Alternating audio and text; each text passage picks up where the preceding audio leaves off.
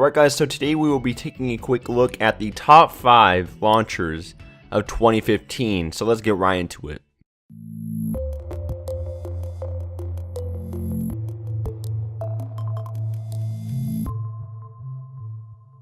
Now before I begin, I just wanted to make this clear that even though some of these launchers are not of 2015, they are, in my opinion, still the best launchers that I have ever used till this year, 2015. Some of these launchers you may have heard of, but they are truly my favorite launchers, like I'm being totally honest with you guys, and most of them received an extreme makeover, so they may not seem what you expect them to look like.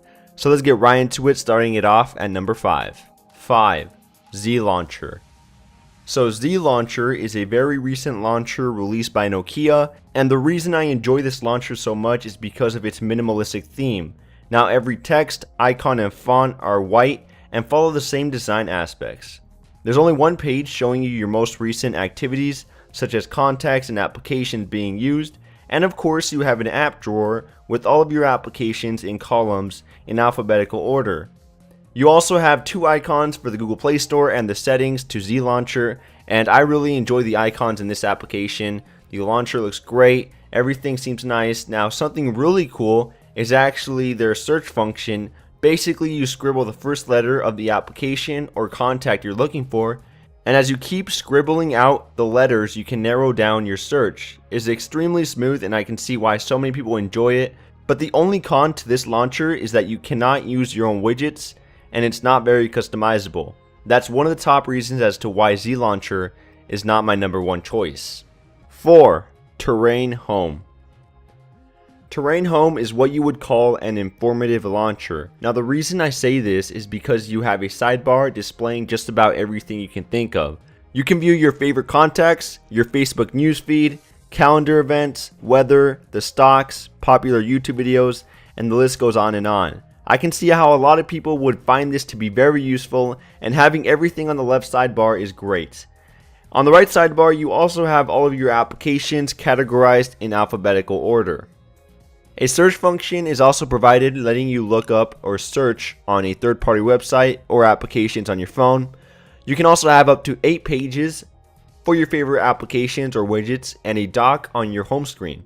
Now the problems that I had with this launcher is that I do experience lag when sliding out the left sidebar.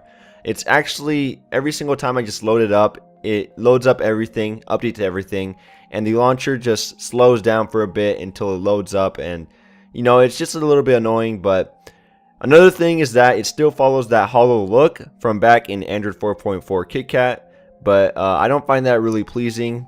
Other than that, it's a great launcher. I highly recommend it. 3. Action Launcher 3. Now I'm sure you've heard of Action Launcher, but this is the 3rd one they've released, and it's a complete rewrite and redesign from the old one.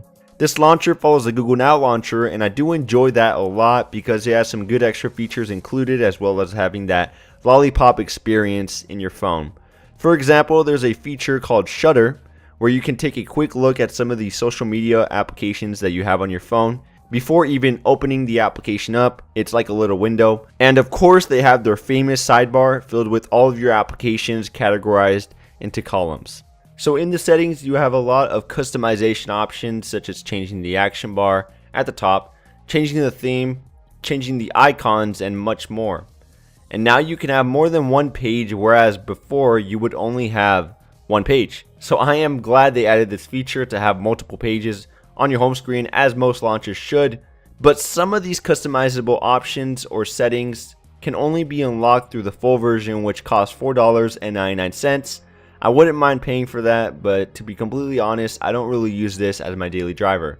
I don't really need a sidebar with all of my applications if I already have my regular app drawer at my disposal. Plus I really enjoy that cool circle animation when popping it up, so I don't really need the sidebar at all. It's pretty useless. But I do enjoy this launcher, don't get me wrong, it's very nice, it's smooth, fast. They did a great job of applying that material design look onto it, and it's actually a great launcher for all of you who like to keep it simple. It's there, it's free. 2. Everything Me Launcher.